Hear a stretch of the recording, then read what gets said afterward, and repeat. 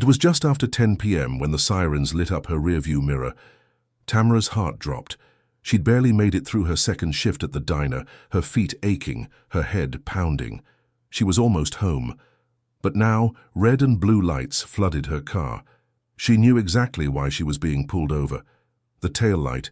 She'd been meaning to fix it for weeks, but life kept happening. Bills, long hours, babysitters flaking. She didn't have time or money to deal with it, not tonight. Tamara glanced over her shoulder. Her son Marcus was curled up in the back seat, bundled in blankets, sweat sticking to his forehead. His breathing was shallow, his skin clammy. She was trying to get him to the emergency room, fast. But now the flashing lights stopped her cold. A patrol car pulled up behind her, headlights glaring through her windows. A door slammed. Heavy boots hit the pavement. "Ma'am, step out of the vehicle! Now!" The voice was sharp, commanding, and getting closer. Tamara froze. Her hands tightened around the steering wheel. She'd been through this before, not like this, but enough to know how it could go wrong. She kept her voice steady. "Officer, please, I'm just trying to get my son to the—" "I said out of the vehicle." The cop's hand hovered near his holster. His voice cut through the silence like a knife. Tamara slowly moved her hands, showing them clearly, then unbuckled her seatbelt. Her fingers trembled. The air felt thick. She stepped out of the car, her palms open, raised slightly. The officer was white, early 40s maybe, stocky build. His face was hard, focused. He wasn't listening, just scanning, assessing.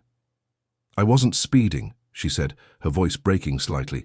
"I know the light's out. I'm sorry. I was just trying to get—" "Is there anyone else in the car?" he barked. "My son," she said quickly. "He's sick. I'm taking him to the hospital." But the cop didn't respond. He stepped forward, flashlight already out, sweeping the interior. The beam hit the back seat, and that's when he saw him. A small figure, bundled tightly in blankets, barely moving.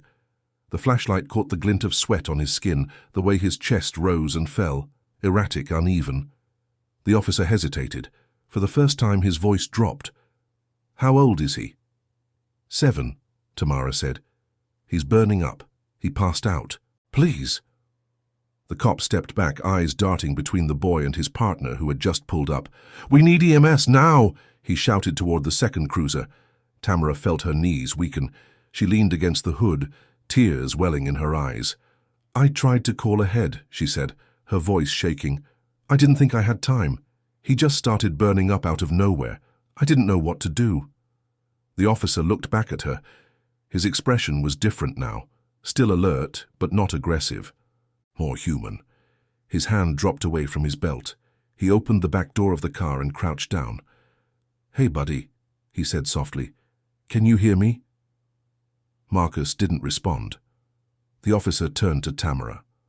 "What happened exactly?" "I got home from work, and he was on the couch, wrapped in a blanket, but he was sweating. I tried to get him to drink water, but he just got worse. I didn't want to wait for an ambulance. The hospital's only 10 minutes away. I thought I could make it." The cop nodded, then waved his partner over. "Grab the med kit and call for a rush." Minutes stretched like hours. The second officer ran back with supplies. They laid Marcus out gently in the back seat. The first cop checked his pulse, shining a penlight into his eyes. "He's dehydrated. Pulse is weak. He needs IV and fever control ASAP." Tamara paced beside the car, biting her nails, watching every movement. She didn't know what to do with her hands. Her mind raced. What if she hadn't left the house when she did? What if she'd waited 10 more minutes? Sirens again. This time, an ambulance. Paramedics jumped out, taking over the scene in seconds. Questions flew. Age, symptoms, how long he'd been like this. They worked fast, lifting Marcus onto a stretcher, checking vitals, inserting an IV on the move. Tamara climbed into the front of the ambulance without asking. No one stopped her. As the doors closed, the officer stood still, hands on his hips, watching the vehicle speed off. The second officer walked up beside him. "You good?" he asked. The first cop didn't answer right away. His voice was quieter this time. "She said she was speeding because he was sick. I didn't even let her finish." The other shrugged. "We didn't know. Maybe we should have." Back at the hospital, Tamara sat in the waiting room, eyes locked on the swinging double doors. Her fingers fidgeted with her phone, though she wasn't really looking at it. A nurse came out and reassured her. Her son was stable. The fever had spiked dangerously, but he was responding. Relief hit her like a wave, and she broke down crying into her hands. An hour later, the officer appeared. She didn't notice him at first. He stood near the entrance, holding his hat in his hand. When she finally looked up and saw him, her body tensed again. But he didn't bark. He didn't flash a badge. He just nodded. "Just wanted to check in. I wanted to make sure your son's all right." Tamara didn't speak. She didn't nod. She didn't smile. But she didn't look away either. The officer shifted uncomfortably. "I was wrong to come at you like that. I didn't ask questions, I just assumed." Silence stretched between them, the humming of fluorescent lights, a TV murmuring in the background. Somewhere down the hall, a code announcement over the intercom. Tamara finally said, "People like me don't get the benefit of the doubt, not on the side of the road, not at night." The officer looked down. "I know." And for a second, the space between them wasn't filled with judgment. Just something heavy, something real. The kind of silence that comes after a storm. If you're still watching, thank you. Make sure to hit that subscribe button so you don't miss what happens next. Because this story is far from over. The next morning, the world outside was waking up. But inside that hospital room, time moved differently. Tamara sat by her son's bedside, eyes fixed on the steady rhythm of the heart monitor. Marcus was still asleep, his skin cooler now, color slowly returning to his face. The IV bag hung above him, half empty, dripping steadily. She hadn't slept. Not really. She'd dozed off once or twice in the stiff hospital chair, only to wake with a jolt each time Marcus stirred or a nurse entered the room. Her mind wouldn't stop spinning. There was a knock at the door. Tamara turned. It was him again, the officer from the night before. This time he wasn't in uniform, just jeans, a jacket, and an unsure look on his face. He hovered in the doorway. "I brought these," he said, holding up a small brown bag. "Figured you probably didn't eat." Tamara hesitated, then stood slowly. She met him at the door, took the bag without saying anything. The smell of coffee and breakfast sandwiches slipped into the room.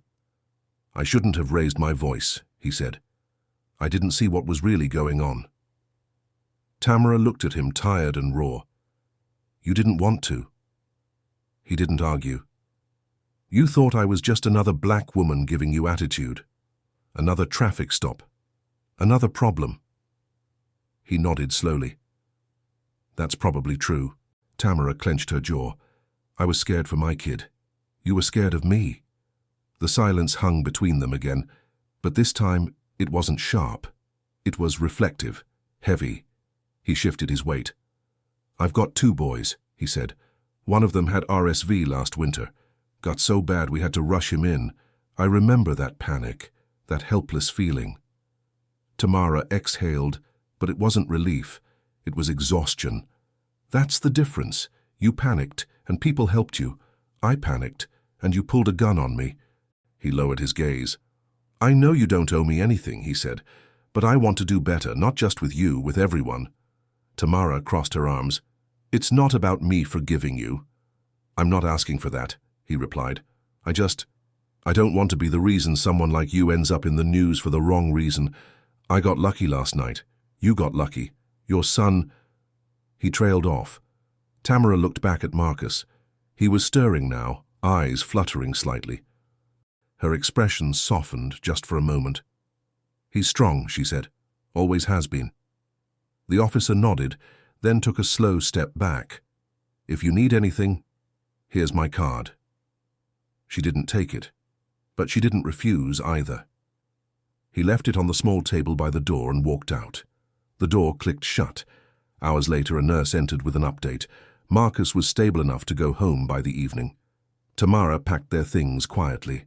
She wrapped Marcus in his favorite hoodie, helped him into the wheelchair the hospital provided, and took the discharge papers with silent gratitude. As they stepped out into the parking lot, her car sat there, dusty, dented, the back seat still holding the blanket from last night. But something else caught her eye. The broken tail light was fixed, not replaced, patched, taped up cleanly, just enough to pass inspection. A note stuck to the window. Didn't want you getting pulled over again on the way home. It wasn't signed, but she knew who it was from. Back home, the neighborhood was still. Trash cans lined the sidewalks, kids played 2 blocks over, and the hum of lawnmowers buzzed faintly in the distance. Tamara helped Marcus to the couch, turned on a cartoon, and sat beside him. He leaned on her shoulder. "Did I scare you?" he asked, voice soft. Tamara kissed the top of his head. "Yeah, baby. But you're okay now, that's all that matters." Later that week, Tamara got a letter in the mail. No return address, just a folded sheet of paper inside. It read, "You were right, I didn't want to see it, but now I do. Thank you for not screaming back at me when I deserved it. Jay." She folded it carefully and placed it in a drawer. She didn't forgive him, not fully, not yet. But she remembered the moment he saw her son, really saw him. Not as a threat, not as a problem. As a child. Fragile. Human. Sometimes that's all it takes. 1 second of clarity. 1 second where you stop looking through fear and start seeing the truth. Tamara didn't expect the world to change overnight, but something small had shifted. Maybe in him, maybe in her, and maybe, just maybe, that second mattered.